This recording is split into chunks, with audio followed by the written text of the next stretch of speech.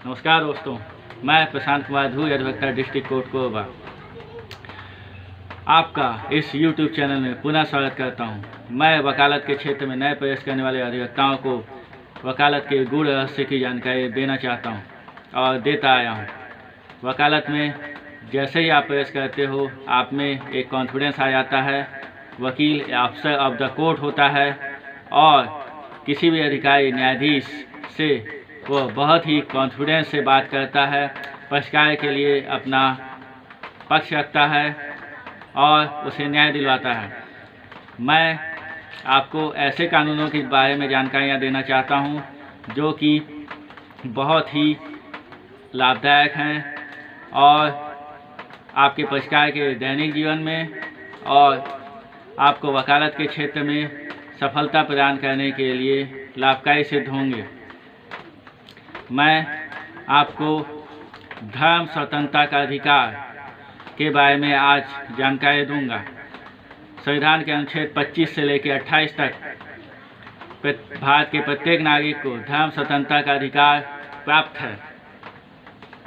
दोस्तों, भारत के संविधान के अनुच्छेद 25 के अनुसार सभी व्यक्ति जो किसी भी धर्म को मानने वाला है उसे उस धर्म के अनुसार आचरण करने का, उसे प्रचार प्रसार करने का अधिकार प्राप्त है।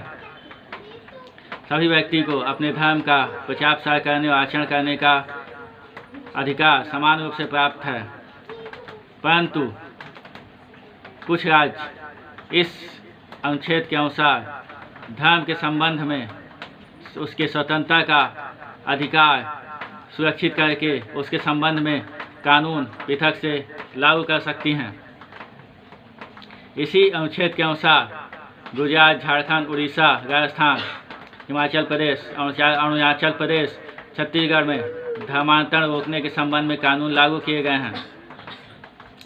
यह अनुच्छेद धर्म का आर्थिक, वैयक्तिक या राजनीतिक क्रियाकलाप में उपयोग करने का पूर्णतः निषेध करती है। आप किसी भी धर्म का राजनीतिकरण नहीं कर सकते, उससे आर्थिक लाभ नहीं प्राप्त कर सकते। यह धर्म किसी भी प्रकार के आर्थिक लाभ या राजनीतिकरण को प्रतिबंधित करती है। यह इस अनुच्छेद के अनुसार कोई भी हिंदू या किसी भी धार्मिक संस्थाओं को हिंदुओं के सभी वर्ग के लिए या उनके अनुभाग के लिए खोलने की स्वतंत्रता प्रदान करती है। हिंदू अपने धर्म से संबंधित किसी प्रकार की धार्मिक संस्थाओं को खोल सकते हैं और इस अनुच्छेद के अनुसार हिंदू धर्म में वह व्यक्ति आते हैं जो कि हिंदू धर्म ही नहीं, वे सिख, जैन, बौद्ध धर्म के अनुयायी भी हिंदू धर्म में समाहित हैं। इस अनुच्छेद के अनुसार सिख धर्म के अनुयायी कृपाण धारण करके उसे लेकर चलने की स्वतंत्रता प्राप्त करते हैं। इस अनुच्छेद के अनुसार कोई भी धार्मिक संप्रदाय धार्मिक प्रयोजन के लिए संस्थाओं की स्थापना और उसका पोषण कर सकती है। धर्म के संबंधित कार्यों का वह प्रबंध कर सकती है, उससे संबंधित चल अचल संपत्ति को रख सकती है और उस संपत्तियों का कानून के अनुसार प्रबंध भी कर सकते हैं। परंतु कोई भी धार्मिक संस्था आम जन की शांति में विघ्न डालने जैसा काम नहीं करेगी। आम जन में के शांति में विघ्न डालने का आशय क्या है, मैं आपको बताना चाहूँगा।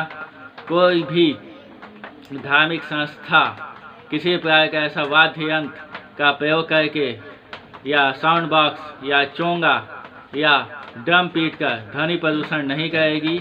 निश्चित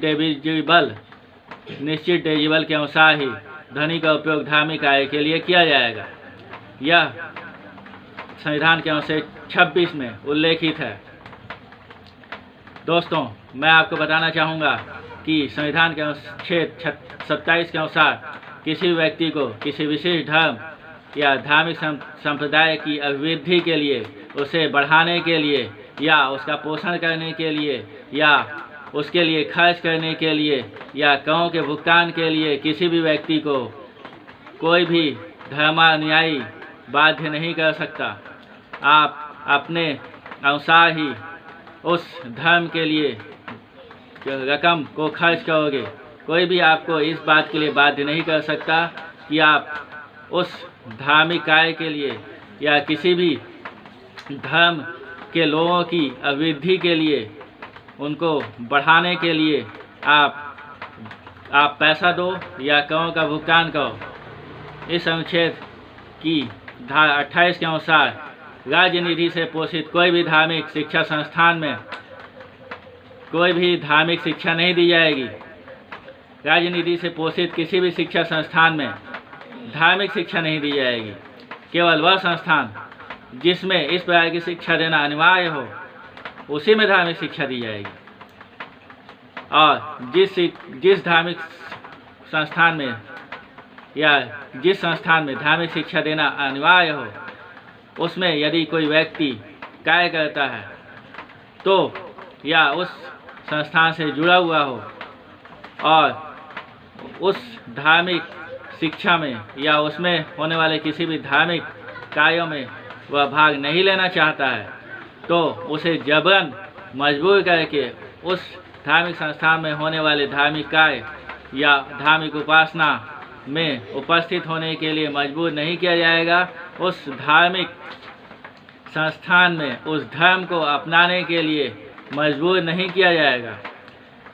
यदि वह व्यक्ति स्वयं से सहमति देता है या यदि वह वयस्क है तो उसके संरक्षक यदि सहमति देते हैं, यदि वह अवयस्क है तो उसके संरक्षक यदि सहमति देते हैं, तभी उस धार्मिक उपासना में या उस धर्म के संबंधित कार्य में उसको भाग लेने की सहमति होगी।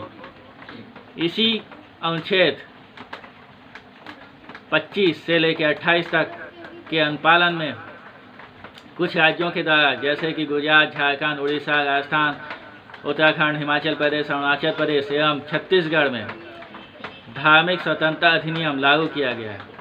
धार्मिक स्वतंत्रता अधिनियम और मतांतरण, धर्मांतरण के संबंध में कानून पूर्व से ही लागू हैं कुछ राज्यों में। वास्तव में केंद्र में इससे संबंध में कोई भी कानून लागू नहीं किया गया है, लेकिन राज्यों को यह अनुमति दी गई है, यह स्वतंत्रता दी गई है कि वो अपने राज्य में धार्मिक स्वतंत्रता के संबंध में कानून लागू कर सकते हैं।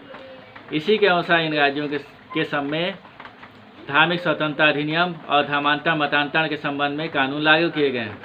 मैं अपने अगले यूट्यूब चैनल में आपको इसके संबंध में जानकारियाँ दूंगा और मैं फेसबुक लाइव में भी रविवार को प्रति रविवार रात 8 से 8:30 बजे तक आपको इसके संबंध में जानकारियाँ दूंगा। नए नए कानून के संबंध में जानकारियाँ आपको प्रदान करूंगा। तो दोस्तों, आप मेरे इस यूट्यूब चैनल के माध्यम से और फेसबुक लाइव के माध्यम से नए नए कानूनों के बारे में जानकारी प्राप्त कर सकते हैं। जय हिंद, जय भारत।